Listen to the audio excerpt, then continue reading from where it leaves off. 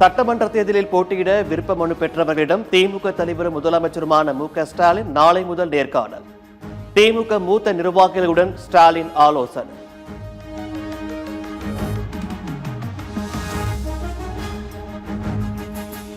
திமுக அரசை கண்டித்து மாவட்ட தலைநகரங்களில் நாளை அதிமுக ஆர்ப்பாட்டம். சென்னையில் நடைபெறவுள்ள ஆர்ப்பாட்டத்தில் பொதுச் செயலாளர் எடப்பாடி பழனிசாமி கலந்து கொள்ள உள்ள நிலையில் நிர்வாகிகள் தொண்டர்களுக்கு அழைப்பு.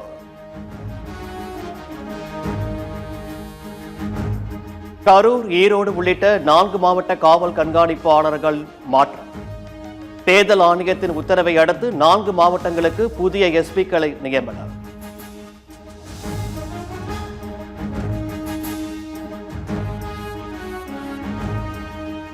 சென்னை தேனாம்பேட்டையில் தவிக தலைமை கழக நிர்வாகிகளுடன் விஜய் சந்திப்பு. கூட்டணி வைக்கலாமா என ஆனந்த், ஆதவ், செங்கோட்டையன் உள்ளிட்ட கட்சி நிர்வாகிகளுடன் தீவிர ஆலோசனை.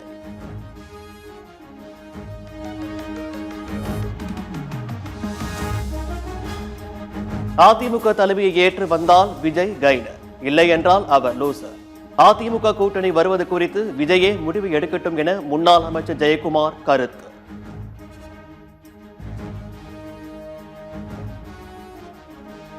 ஒன்று மட்டும் நம்முடைய விஜய் அவர் தெரிஞ்சுக்கணும், அதிமுக தலைமையேற்று எங்கூட வந்தால் he is the gainer or he is the loser. கெய்னரா லூசரா அவர் டிசைட் பண்ணிட்டோம். ஓகே, தோல்விக்கான காரணத்தை இப்போது தேட ஆரம்பித்து விட்டனர் அதிமுகவினர். அதிமுக புகார் குறித்து திமுக அமைப்பு செயலாளர் RS பாரதி பதில்.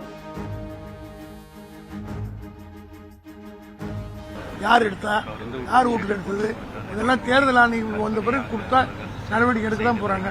அதாவது ஒரு நியூஸ் கொடுக்கணும், கொடுக்கணும். இப்பவே ஆரம்பிச்சுட்டாங்க. தோல்விக்குரிய காரணங்களை தேட ஆரம்பித்து விட்டார்கள்.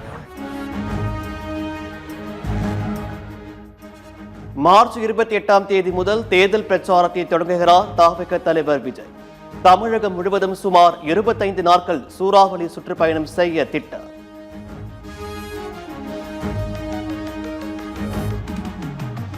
அரசியல் கட்சிகளின் ரோட் ஷோ கூட்டங்களுக்கான அரசின் வழிகாட்டு நெறிமுறைகளை எதிர்த்து தமிழக வெற்றிக் கழகம் தொடர்ந்த வழக்கு. தமிழ்நாடு அரசு பதிலளிக்க 3 வார கால அவகாசம் வழங்கி உயர்நீதிமன்ற தலைமை நீதிபதி அமர்வு உத்தரவு.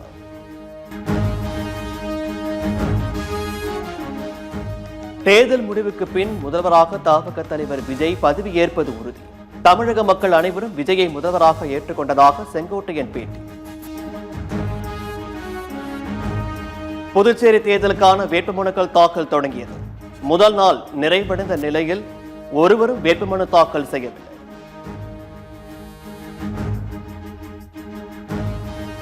விஜய் நடித்துள்ள ஜனநாயகன் படத்திற்கு தணிக்கை சான்று வழங்குவது தொடர்பாக குழு நாளை ஆய்வு.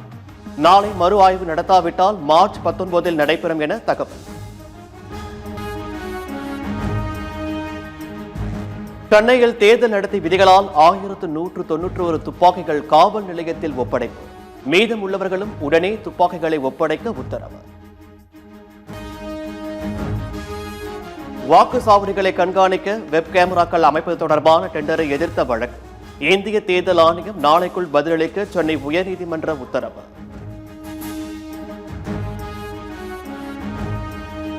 சமையல் எரிவாயு ஏற்றி வந்த கப்பலான சிவாலிக் முந்தரா துறைமுகம் வந்தடைந்தது.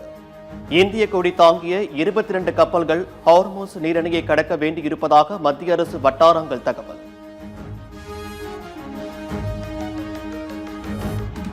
டெல்லியின் முந்தகா பகுதியில் பதுக்கி வைக்கப்பட்ட 610 வணிக பயன்பாட்டிற்கான சிலிண்டர்கள் பறிமுதல்.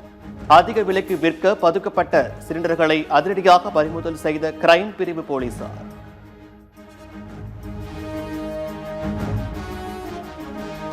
மேற்கு வங்க மாநிலம் கொல்கத்தாவில் மத்திய அரசை கண்டித்து முதலமைச்சர் மம்தா பானர்ஜி பேரணி. சிலிண்டர் தட்டுப்பாட்டை உடனடியாக போக்க வலியுறுத்தி நடைபயணம்.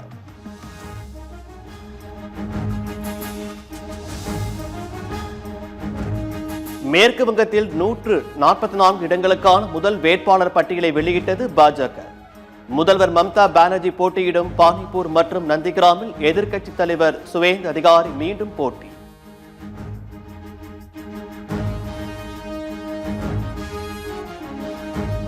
கேரளா தேர்தலில் போட்டியிடும் முதற்கட்ட வேட்பாளர்களை அறிவித்த பாஜக முக்கிய தலைவர்கள் களம் காணும் 47 தொகுதிகளின் வேட்பாளர்கள் அறிவிப்பு.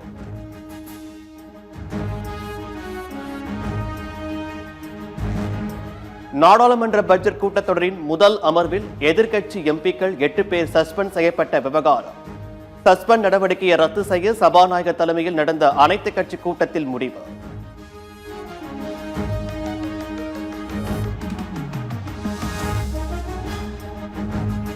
இமாச்சல் பிரதேச மாநிலத்தின் பல பகுதிகளில் கனமழையுடன் ஆலங்கட்டி மழை.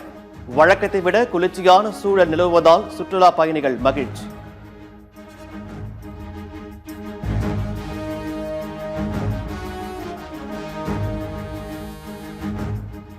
நெல்லையில் உள்ள பெரும்பாலான நெல் கொள்முதல் நிலையங்களில் முறைகேடு புகார். ஒரு மூட்டைக்கு 55 ரூபாய் வரை மறைமுக கப்பம் வசூலிப்பதாக விவசாயிகள் குமரல்.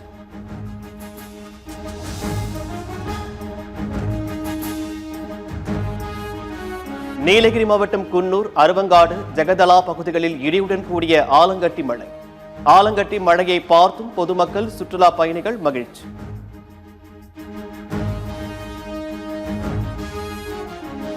வளைகுடா நாடுகளில் இருந்து சுமார் 2,20,000 இந்தியர்கள் தாயகம் வருகை.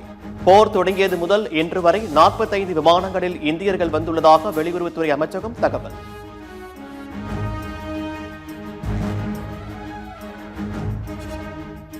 மகேந்திர சிங் தோனியிடம் இருந்து கற்றுக்கொள்வதற்கான ஒரு வாய்ப்பாக அணியில் சேர்ந்ததை கருதுகிறேன். சிஎஸ்கே அணியில் விளையாட உள்ளது குறித்து கிரிக்கெட் வீரர் சஞ்சு சாம்சன் பேச்சு.